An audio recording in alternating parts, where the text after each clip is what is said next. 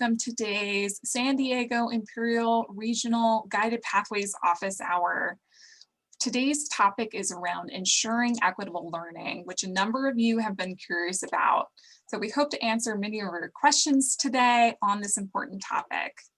We believe that colleges learn best from one another, and we hope that our office hours provide a chance for users, practitioners in the field to collaborate and problem solve.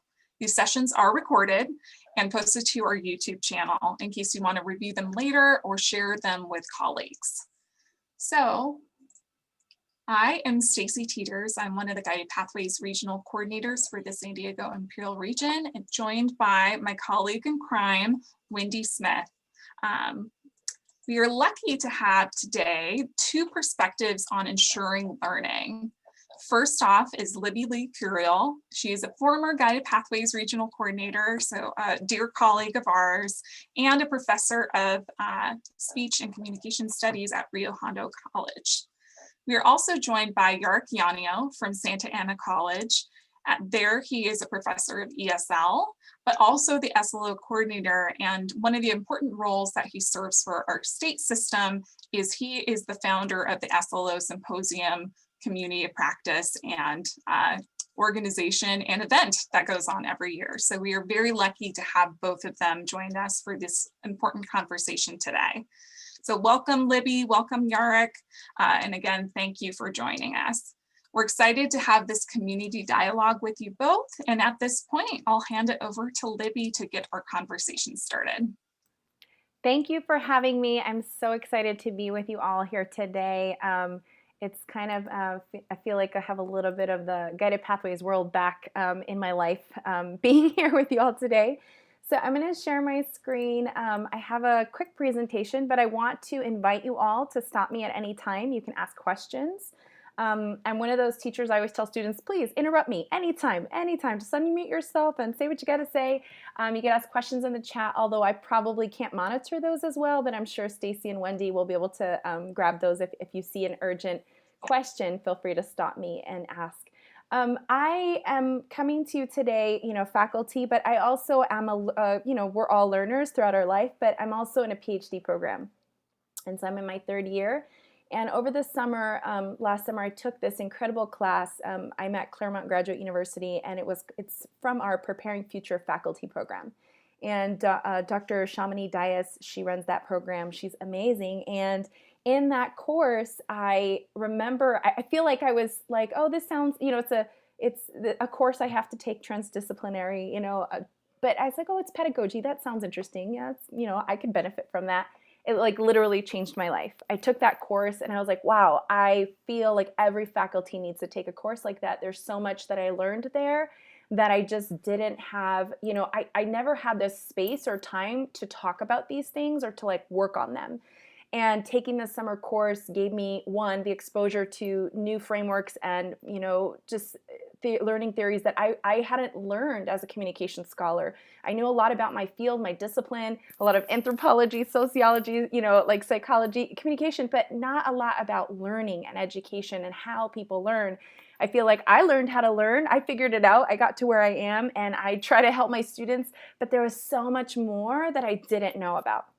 And so I want to share a little bit about what I learned there. And since today is really about teaching and learning, and when we think about SLOs, we think about how they've been rolled out in the system, very much so about accountability, checking the box, accreditation, right? And so at least that's the way I experienced it. Oh, we've got to have 3 for every 3-unit class. We've got, that kind of thing. And not really any kind of meaningful conversation around that, about what does it actually mean? How could it support the work that we do? And how could it really inform our practice as, folks that are facilitating learning and supporting that learning in the classroom? And then we know, obviously, what are the translations of learning? They are, in a lot of ways, it's not always directly linked, but in a lot of ways it leads to our students' success, right? So as part of this program, I'm just going to share some of the slides from one of the particular lectures that I thought was interesting. And this is really about writing SLOs, right? Because that's like a big question folks have. But then there's some other things I want to share there as well. So I want to start by talking about this metaphor of learning as a journey. And you've probably thought about learning in this way before. You might teach it in this way, right?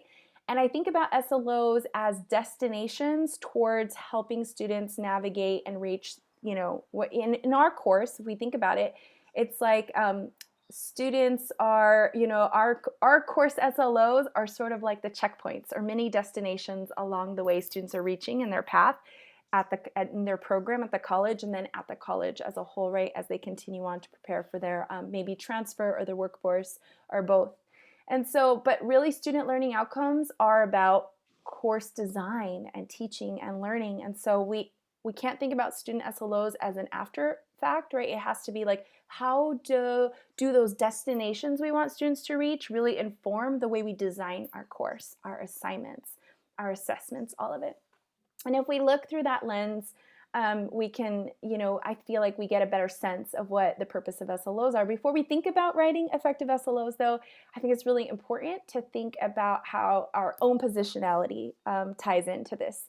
So I love this teacher-leader mindsets, right? So if we think about, when I think about why I came to teaching, I'm always reminded of sort of like the goal and the heart that I bring. I feel like people come to teaching for different reasons. And I feel like I was a student who benefited from just really good instruction and teaching. And I loved communication studies. I wanted to express, I wanted to pass that on to students. But, sometimes our heart and the reason why we come to this work doesn't always align with our practice, right? For various reasons. And so, I feel like my primary destination is towards becoming agile, ethical, right? Future-focused educator that's helping students get to where they need to be. And I love these mindsets.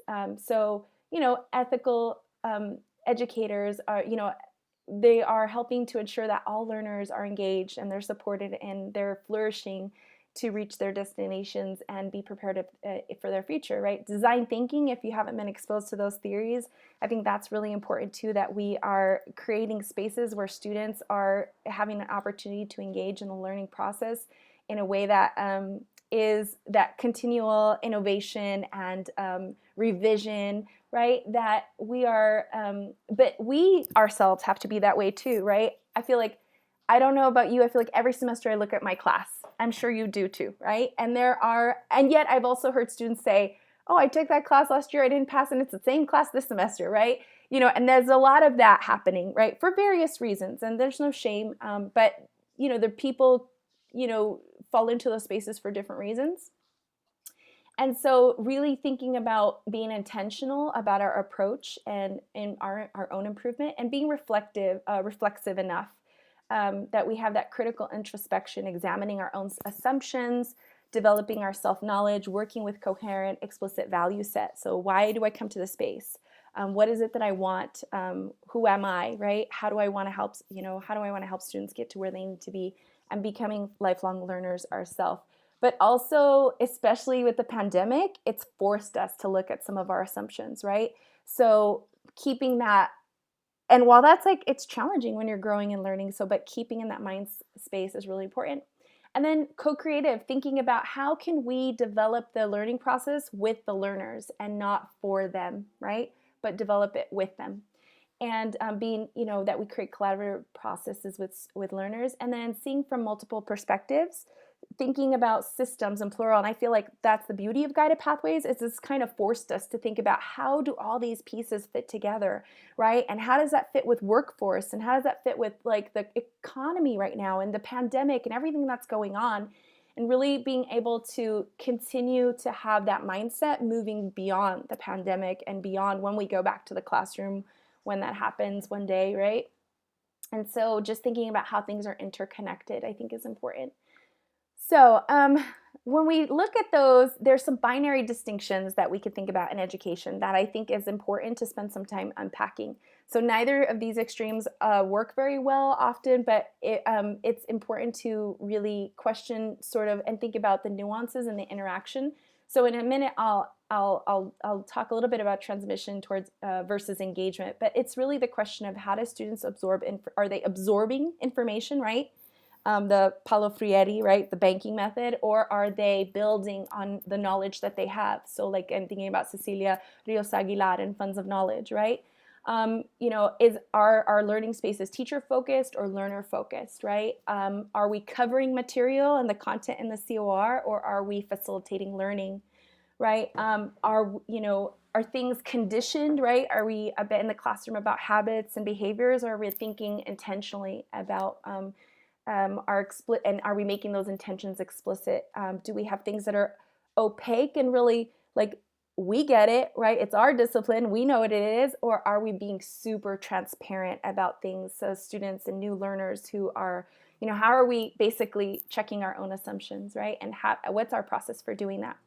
So once you've had an opportunity to sort of think through these things, and I will say, I'm going to say it at the end too, it's not something you could like really do well on your own. I mean, we could all do it on our own, but everybody has a blind side. And so being in community is really important. So tackling those questions as a discipline, or even at cross discipline, or even with folks in even if it's like student services and faculty, counseling faculty and instructional faculty, being in community is really vital. And then, so now let's talk a little bit about writing SLOs and like, what is it? Okay, so once you have had time to unpack sort of your own positionality and where you're coming from, right? And I feel like we all come from good spaces. And so like, how do we like make sure that our values align with our practice, right? And so when we think about a future-oriented, ethical, equitable education system, it's really moving us from the transmission model of education to one that's engagement, right? So teacher-centered versus student-centered, right? Teacher-driven versus co-created and collaborative, right? Students as vessels versus students as agents, right? Students as the mass, right? Students versus these individuals that are in my classroom that have hopes and dreams and like future, and how am I helping them reach that, right? Capturing the knowledge, right? Trying to hear a lecture and get what you can and regurgitate it on an assessment versus really building on the knowledge that you bring to the classroom space. Revision, knowledge reversion versus knowledge application, right? And so you've probably seen this before, this Bloom's taxonomy, and it was modified for education. But when we think about SLOs, we think about these different types of, okay, students, are they going to remember something? Do they have to identify it on a test, right? Are they trying to understand it, right? Are they applying it to something? Are they analyzing it, evaluating, creating? And then with each of those steps, it's sort of like a different level, a deeper level of learning, right? And the funny thing is that when we think about how life has changed, we now have Google that we don't even need to worry about remembering and sometimes not even understanding, because you could just Google it, right? And you can find it. So when we think about writing SLOs that are leading us more, that are going to facilitate engagement, that are going to facilitate learning, prepare students for future, really we got to think about SLOs that are really targeting these areas, right? Creation, evaluative, functions, analyzing, right? Those kinds of things. So that's something to think about. The other thing is, Bloom's taxonomy doesn't have to be hierarchical, right? It's not like creation can only be accomplished once we've mastered the art of remembering, right? Or analyzing. So oftentimes you create something and there's so much that happens because you created it and you started there first. So like I teach public speaking, and one of the tenets of public speaking is we teach students to like write a full sentence outline and then convert that into like a speaking outline. And I teach students, like sometimes I start with my speaking outline, and I teach students to write one note card. So like I'll teach them like, okay, first you just get your key points on a note card, and then you can like build on that, right? Because there's not like, and sometimes I go, just like talk and then like record yourself, pull what you can. Sometimes, so just to say that this is not a process that has to be like, it's not sequential. It happens in different ways, right? So we might only understand something better after we've actually engaged in creation, right? So as we write SLOs and think about them, think about which of these elements are actually present in our current plan for your course, right? Or our courses that we're teaching, in the assessments that we're giving. How are we actually assessing for students? If they're taking a test, does that really help us assess whether they can create something, right? Or if they're, so just thinking about how these our plan for the course, our assignments, and the assessments line up. And then thinking about what our SLOs are intended to measure and why. right? What learning opportunities have we developed for our students? Are students primarily responsible for demonstrating learning through multiple choice tests, right? Like the quizzes. And I love, don't get me wrong, I love quizzes. I use them as formative assessments in my class. So I'll give students a quiz for like each learning module, and it's like a couple of questions that I think are really key that I want to highlight for them that I think are really important. But they get 3 attempts, and none of them, it's untimed. And so I tell them like, yeah, go ahead and take it, and then like see what I'm pointing you towards, and then as you go through the readings and the module, like pull out, right? So I think that there's nothing wrong with quizzes. They're great. That just you know how we use them. But the other thing is that Bloom's isn't the only taxonomy to draw from. There's other taxonomies, and you probably are working with some or know of some that I don't even have here, and I'd welcome you to drop them in the chat, share them with us if you know of some that are working really good, some frameworks that are, or theories that are working for you in your classroom that you think are equitable and really helping students learn. But I like Finks as well because it adds the element in these dimensions of, you know, not only are we teaching content, but like also how are we helping students develop the how to learn piece, right? So the self-direction, metacognition, right? So not just about subject, but also about process. And then in terms of like, how are we adding the element of care?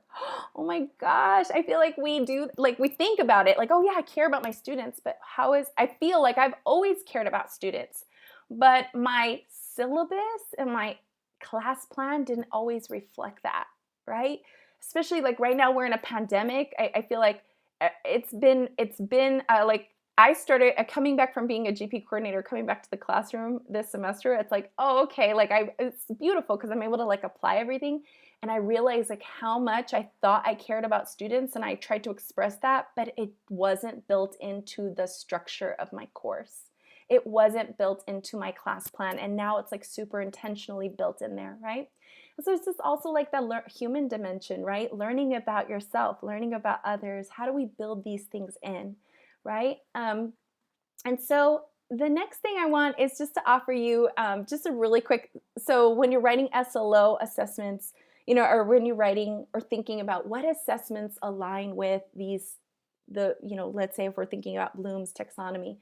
So it's got these great action verbs and these great assessment ideas for you to think about. And that's just a resource and a tool for you to evaluate. I'm sure if we put our heads together, we could actually come up with one that's probably even better, right? And all these resources will be available to you. I think Stacey's going to be embedding them and sending them out.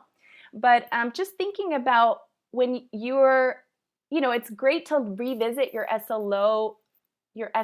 I feel like in my department, this is the first time we're revisiting them in like 5 years. And we're looking at them going, how come we haven't talked about this before, right? Like, how come we haven't? And really sitting with them and really thinking about what are we measuring and why, right? And what does this mean? And so, and thinking about how do we develop deeper forms of learning in our courses?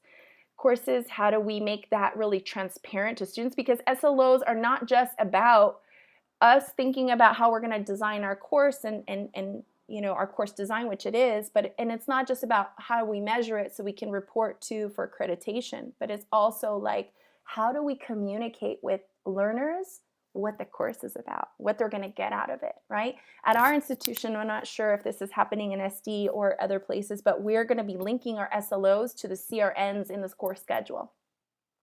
So when students register for a class, they're going to actually see the SLOs that are linked to the course on the actual course when they register for it. And so that's the transparency piece, right? When students are like picking which courses, and I always like, we were in a meeting this last week and I was trying to take it a level deeper. I'm like, yeah, and I can't wait till the day we are actually showing them our syllabi when they register or before they register, because like, you know, we think about, you know, students should know what they're getting into, right? Like they should know what is this experience going to be like, and how, is this going to work for me? And listen, I have a son in college. He's going to be graduating from one of our amazing community colleges this semester, and one of the primary things I told him, and it's something my mom told me because she was a student in community college, she went to Hondo, was you have to, like, if you're, let's say you're taking, say you're going to 12 units as a load, you better register for 18, 17, the max. and you go the first day in the first week and check all the syllabi, meet the teachers, see if it's going to work for you, right? And I don't know how much we communicate, but that's because students go in blind sometimes. All they have to go off is ratemyprofessor.com, or they have like their friends that told them that took the class. So just thinking about how SLOs are also a form of transparency for students to know, what are they getting out of this class? Right. And I think that's so important, Libby, talking about the transparency, because that's really also a key equity indicator in intervention, right? We often expect students to navigate our systems, and they might be the first ones in their family. And that's the unspoken curriculum, right? Of just trying to figure out how to do college. What is the instructor really wanting on this assignment and how to do it, and trying to figure that out. Transparency has been shown. There's this great work being done. I think it's University of Nevada, Las Vegas, the Transparency in Learning and Teaching TILT program. And they've done some research and saying that is like one of the biggest equity interventions, is going through and making sure that assignments and syllabi are created with transparency in mind. So thank you for bringing that up. Yes, thank you so much for saying that. I feel like I'm over transparent with stuff that sometimes it can be complicated. And I know there's a theory, sometimes faculty say, well, I don't want to give too much because I want the students to create. And as long as we're creating like a boundary of like safety around that, to say like, hey, I'm letting you create and letting you decide, but you're not going to be penalized if it falls outside of my expectation that I didn't really communicate maybe so transparently. But absolutely. Thank you for bringing that up. I wrote it down. UNLV, the TILT program. I'm going to look into that. And then I just have a few more slides, and please stop me at any time if you want. And I just want to reiterate that this work is best done in community. And so thinking about, even if you don't have something formal. So like at Rio Hondo, we have the Rio Teaching and Learning Institute. But it's stipend, which is great. And so that means it's limited. And so it's limited to new faculty. But there's a bunch of us that, I've been at Rio since '07. I'm hungry. I want to transform. I want to change. And I need community to do that. So there's a group of us that are thinking about, okay, we want to create our own learning and accountability circle where we're really working with each other. And part of that is we're thinking about, okay, what's going to be our theory of change? Like that we know that we're moving in the direction we want to head in. How can we identify some equitable frameworks that we want to make sure that we're working with? And we have started by giving each other access to each other's Canvas class. So like I'm a guest or an observer in someone else's class, they're a guest observer in mine. And that way we're living the class with learners. So we're like, I'm seeing the announcements as they come through, I'm seeing what when things are posted, I'm seeing all of that just like a learner in the classroom space. And, hopefully part of that is that we're going to start meeting regularly and we can evaluate the data, both the data that for observations we're making along the way throughout the semester, but also like the outcomes, like retention and the success numbers that take place. And then also at the end of the semester, I should say, but also developing a process. And that's what we're working on too, is thinking about, so we don't just want to be in each other's classes and like give critique, but we want to have a process for improving our practice. And what is that going to look like? And yet this is coming out of our time and energy. And I know that we're stretched in a lot of ways and we're in a pandemic. So I want to also stress that it's important to advocate for time and space to do this kind of work. And that means that you might need to bring a lot of folks to the table, right? So maybe it starts with your union, and maybe it's with, and you're bringing in these different elements like students and your equity folks and your guided pathways team and your professional development leadership. And, who else do you think is needed to say, this is really important. We are a learning institution. Like that's why we exist. And if we need to be learners too. And if we are going to make these changes, how do we advocate for and how do we create time and space to do this work? And so if you have any questions, let me know. I do have a few resources that I wanted to share with you. And Shamini, Dr. Dias, was so generous that she actually recorded a little lecture for an SLO talk for us at one point. And so I have it here. It's like 15 minutes and talks a little bit more about this process, but I'll stop sharing now. And I'm open for any questions that you might have. Great, thank you, Libby. There was some good conversation. I think there was in the chat happening about really letting students know, and this is from Anne, that messy is okay so that they engage in creativity, right? There are so many things about, I really love Fink's model because it thinks about education as holistically addressing the needs of the student as a learner and a human being. So, you know, what are all of the pieces and components of that? Other questions for Libby, or things that particularly resonated for you or that might be going on at your college that you would like to share at this point? Well, folks might be thinking, I just want to piggyback on what you said, Stacey. Yes, I love Fink's model because care, right? Remember I said I thought I cared about students. I did, I actually did, but it wasn't built into my class. Like now, one of the first things they see when they join the class is like a module on, do you need help? And it's like all about like the resources in a real clear way. You know, that's just one way that I'm trying to show care for students is, you know, I explicitly say, like, you can't learn if you are hungry. You can't learn if you are homeless. Like, you can't learn if you're struggling emotionally or mentally, you know, like that, you know, so how can I support you to get the help you need? But then it's also just like in the way that I like in deadlines and things like that too, right? Like in the way that, you know, we build our courses. Great, well, thank you so much for, oh, we have a question from chat. I'll go ahead and read it for the sake of the recording. So how did your college decide to display SLOs when students enroll in the courses? Who was involved in that decision? I think that's a really good question. I can tell you exactly who was on that team, but I really feel we're coming up on accreditation. And I think that we're getting ready for that.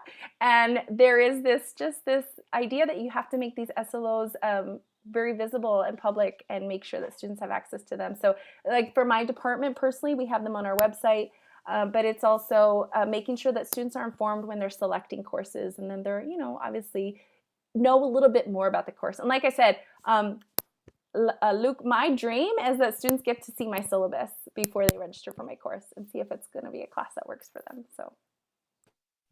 Yeah, that actually reminds me, I don't think this went prime time yet, so I haven't been able to share out about it, but someone had shared with Wendy and I at the Strengthening Student Success Conference last fall that their college, their math department was actually thinking about on their website posting those syllabi, but also coming up with some criteria that they could share out about how the course was actually structured, especially given the online environment now. Like, oh, I typically have assignments due on Tuesdays. You know, this is a synchronous class, so we meet at this time, and you're expected to, you know, check in with me 1 to 2 times during the semester for a one-on-one session, and just kind of laying out some of those expectations and some information about the structure so that the students could actually make an informed decision about what was going to work for them, right? Because sometimes it's trying to figure out an instructor that's going to work with your style and also work with the reality of your home life, your work life, and everything going else, you know, happening outside of school for you.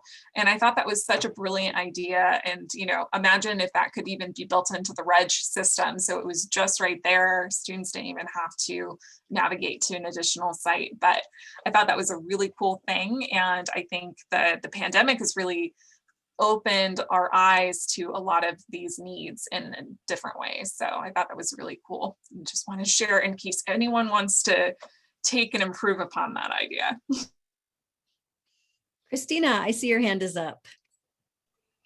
Yeah, so I wanted to share, it's kind of along the lines of what Stacey was saying, and how many times do we actually ask the students what it is that they need or where are they at, right? So our professional development committee developed something called a needs assessment, or I think we call it a needs survey. I think I call it student success survey at the beginning of the class. But basically, it's just asking a series of questions of like, is this your first time taking an online class, or is this the first time taking a college course? Do you have a computer, a working computer? Do you have reliable internet access? Do you have anything else going on? Are you a parent? Do you need any kind of resources? So, I mean, I do teach personal growth, personal development classes, so I have some flexibility also in my curriculum, because I will ask them, like, what are you looking for in this class? So some of my students might need more support with math skills or study skills. And so I kind of gauge from my students what their needs are, and then I adjust my curriculum to it. Again, there is flexibility in my discipline specifically, but I think that we are able to do that across certain accommodations across all disciplines.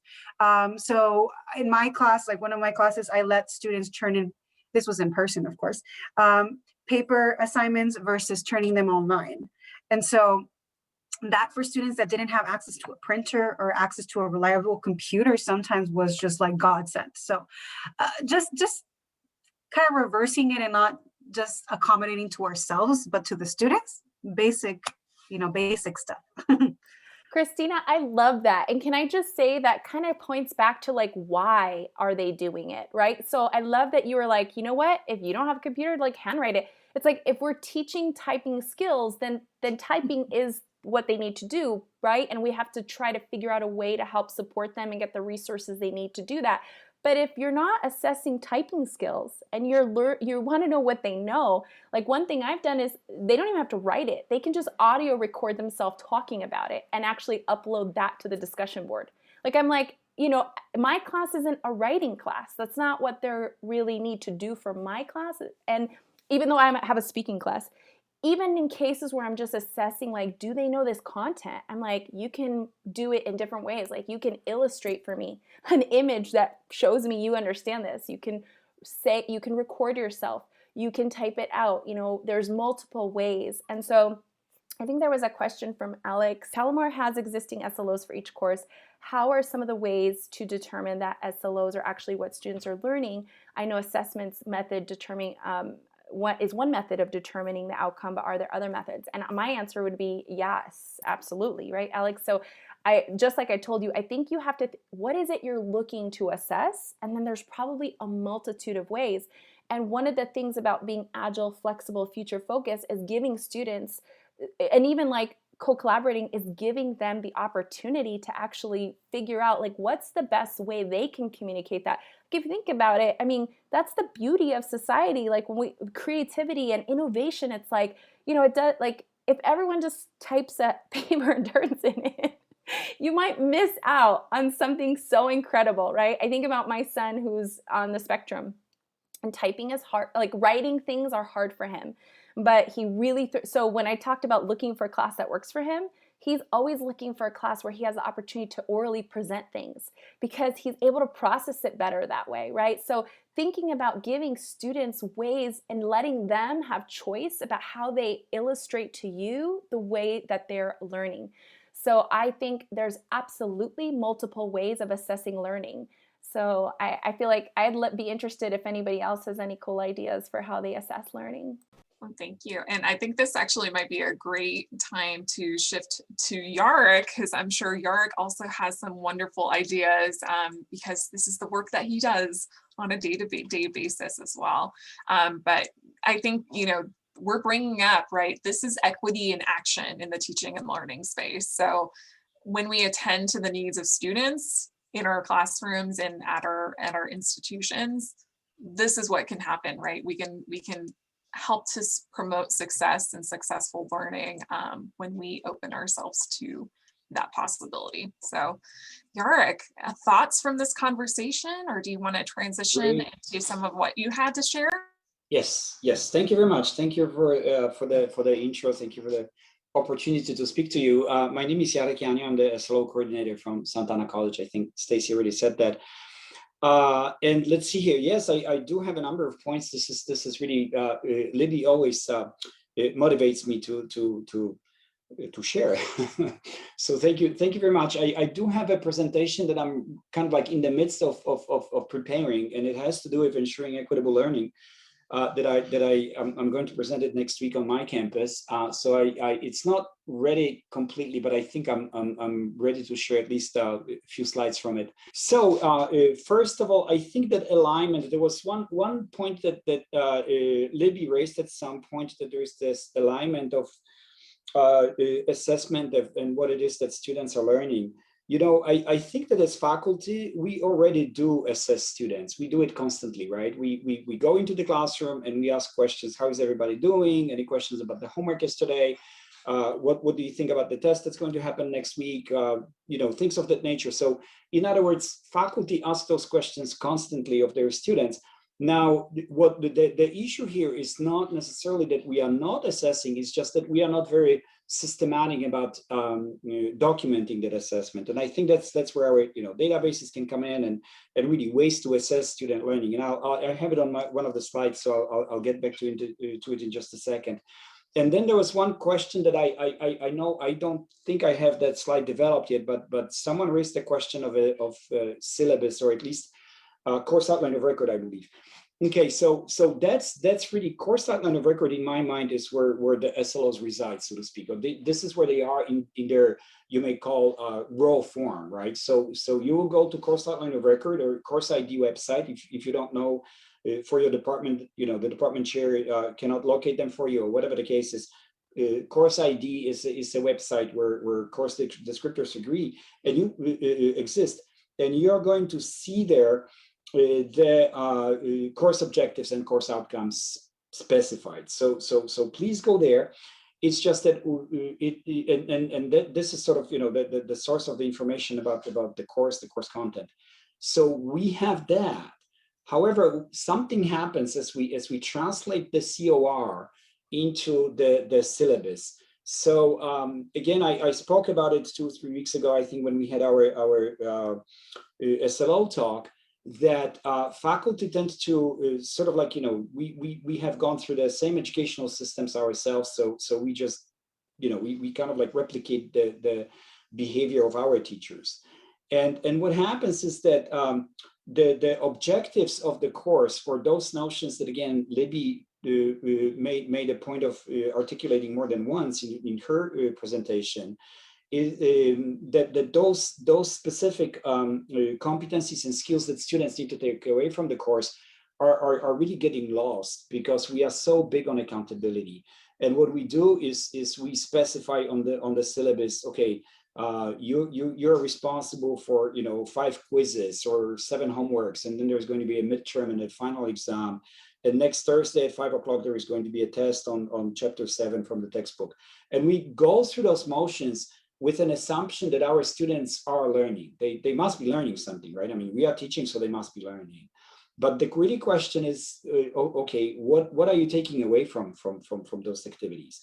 And here comes the question of the syllabus as it outlines what it is that students learn versus what it is that teachers expect of them in terms of their behavior to fulfill the course requirements. And I think that's where the battle currently rages, because in the discussion about equity, we find ourselves having those conversations about the concept of humanizing the syllabus, right? That it's this dry form that you inform students, okay, here's the office hours, this is when I'm available, this is what needs to happen in the course, and these are my expectations, period. And now even USC, I believe they have their own equity office, and they came up with some guidelines for better humanized syllabus, and instead of just stating this is my office hours, we should humanize the syllabus and write something like you're welcome to join me for the office hours, or you're going to have in this course you're going to have 7 quizzes. Please remember, and I'm very mindful of the fact that you may not, I don't know, meet the deadline or whatever, So in other words, the same stringent regulations are translated into this language that's supposed to be somewhat more welcoming, like the teacher is going to be a little bit nicer. It sort of like reminds me of my visit to a DMV. You look at those driver's license or car registration forms. and you still have to fill them out. It's just that now you're going to know that the person who is helping you, her name is Ellen, and she has 2 children and a dog, and she likes to ski over the weekend. And I'm thinking, okay, is this really how we should humanize the syllabus? On top of it, there's the discussion of what we call liquid syllabus, right? Where we have instructors introducing themselves and again talking about their family life and talking, sort of like making themselves more personable. And I really don't think that there is anything wrong with teachers speaking about who they are as human beings and them feeling like, on that level, they would like to have better communication with the students. It's just that the outcome of those discussions, I guess pun intended, is that the outcomes are pretty much the same. Students are supposed to be fulfilling the course requirements with really very little regard to what it is that they are learning in the process. So what needs to happen here is that if you were to look at the syllabus, again, starting the conversation with, okay, in the course of my instruction, in the course of this course, you are going to walk away with X, Y, and Z. You're going to know how to write using ALA writing format, or you're going to know how to analyze a piece of poetry. You're going to learn how to, or I don't know, concept in trigonometry or whatever the case is. So those are conversations that we are just simply not accustomed to having. And I think that's where the empowerment for I think again, Libby alluded to this already, that students are the ones who need to know what it is that they are learning. So if we expect of our students to get 90% of whatever it is in the course to walk away with the whole course happy, then that's what they are going to live up to that expectation. They are going to satisfy, their percentage points. So again, learning is immaterial. What matters is that they get, certain number of points. So what I did here in my presentation, if I could draw attention to my slide, when it comes to teaching and learning, there are at least those 5 concepts that I would like faculty at my college to be at least familiar with. And I tell you, I bring those things to our Zoom meetings, and people are looking at me like, what does this have to do with anything? And these are really pedagogical and when it comes to teacher education courses, this is what people study out there. It's just that again, our faculty for the most part do not have in-depth teacher training, teacher preparation. We kind of like, we happen to be specialists in chemistry. We have a master's degree in chemistry. Then as we were working at the chemical company, we started teaching, and that's how we became full-time faculty. So again, the best point of reference is what it is that we've done in the past, which means, okay, students, please sit down, open your textbooks, and there's going to be tests by next Thursday. So if I were to address the issue of equity and teaching and learning, the notion of backward design is again, there is 5 of them, and I cannot say that there's one is more important than other. But since we are talking about SLOs, when it comes to backward design, that's what matters probably most, because we are actually trying to articulate what it is that we are going to teach in the course. And from that point, we are going to roll down our activities and instructional practices, whatever it is that we would like to engage our students in, so that they get that idea, right? So whatever it is that we are teaching, roll it down, translate it into activities, and as a result, students are going to get there. So then we have universal design for learning. That means that whatever it is that you present to students is accessible to everyone, right? So you're kind of like making it all happen for all students. That's again, and when you think of implications to equity, I think that's a very important discussion to have before you roll out the course to students. The notion of active learning, again, I think that already has been mentioned, that active learning is making sure that students are learning what matters to them, or at least they are provided with the context of their own experience of what matters in their lives. Libby said that, and I would like to point it out again, that we are teaching not for the students. We are teaching and learning with them. And I think that's a major shift when you think about educational practices, right? That again, we are going to look for things that matter to students, and that's how we are going to make sure that this is how we are going to make equity happen in the classroom. Equity doesn't happen in the boardroom where we look at the Tableau, visualizations and, oh yeah, we got to be squeezing our data so that those students, from X, Y, and Z groups go through our system with greater efficiency. The question is what it is that they are learning, and we won't know it until we internalize ourselves with their plight, with their daily lives. We just have to do it. And then mastery learning, and this is kind of, it's an interesting, if you know about Khan Academy, right? So if you just look up the guy, and he has fantastic speeches about how to use videos in teaching, and he talks quite a bit about the importance of teaching to mastery rather than course completion. So again, we assume, we think that what we are doing is for the benefit of the students, and obviously we have so many things going on that we wake up in the morning and we teach and we teach and we teach and we teach, and then we collapse with exhaustion, right? And we take those papers to grade for the weekend, and then at the end of the semester, everybody's getting the C+ and the B+ and the A+, and they are walking away from our classrooms. The question is, what is it that they've learned? So mastery learning is the concept that's going to issue grades if you were to, again, align them properly based on what it is that students have learned, rather than because they spend some time with you or they get extra points for writing an extra essay or showing up for office hours. So that's where we are with this. The assignments is a big topic here as well, because assignments is where the action is. So what happens here is that the assignments is what drives the instruction, right? So again, for us, as someone already mentioned, there are multiple choice tests, or there is quizzes, and there is homework, and there is all kinds of things that students need to do in order to fulfill the course requirements. But really think of an assignment that again is driven by student interest. So perhaps here, there we go. I have some examples. Reflect on your community. Research and analyze the following data on any of these: health, housing, transportation, job market. Just imagine if you were to ask students to do that. See, so they are welcome to go to Google, go right ahead, figure it out. It's just that, see, then they cannot really cheat. And I think there's a really good quote in one of the books that I just saw this morning, that students cannot cheat if the knowledge that they generate or they are assessed on came from them, literally. That they are the ones who are responsible for generating their own knowledge, their own understanding of reality. When they do that, there's just nothing they can find on Google on that. So in other words, it really has to be whatever it is that they are learning.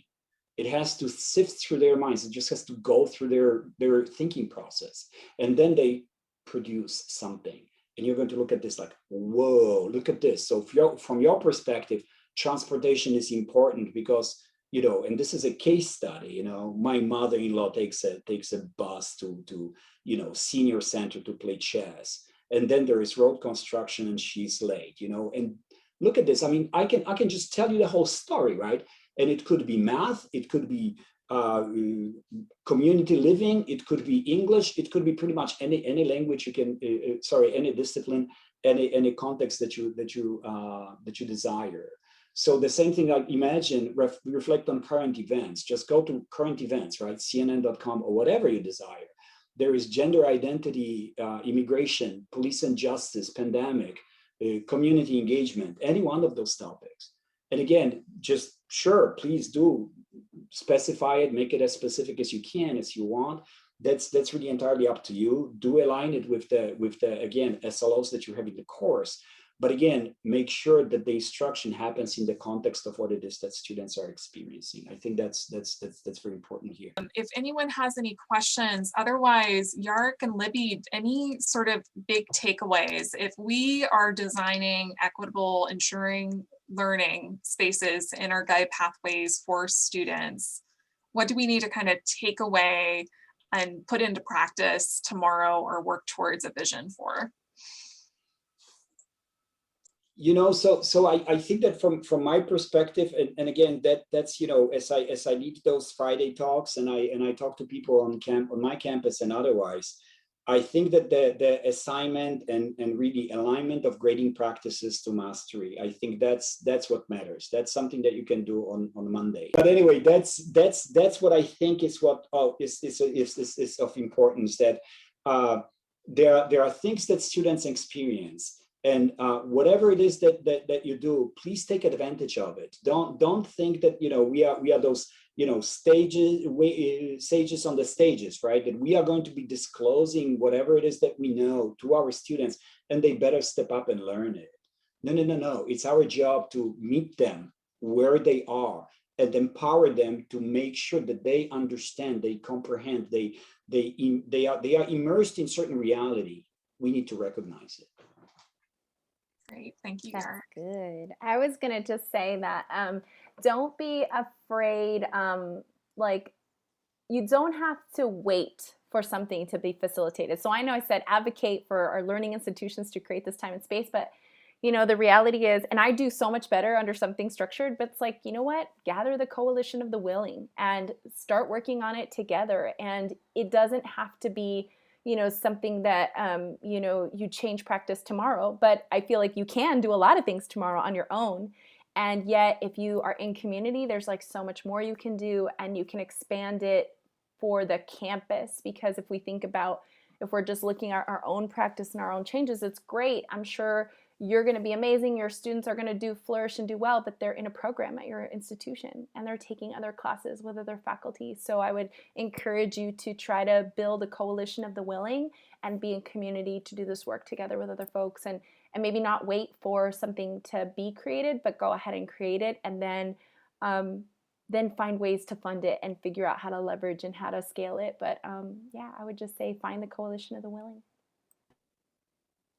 Thank you so much, Libby, and thank you, Yarek, for joining us for this conversation today. I always just love getting to talk about this important topic. I feel like this is really a frontier that necessarily hasn't always been front and center of guided pathways, and I think it's really important to make sure that the learning and the learners stay central in this work. So as we're beginning to wrap up here for the hour, we did want to share some additional resources. So if this topic is of interest to you, which you're here, so we figure you probably are interested, and your colleagues, here are some things we would like to point out. First off would be the SLO Symposium Community of Practice, which Yarek helps to run, in addition to an annual symposium that he puts on with others.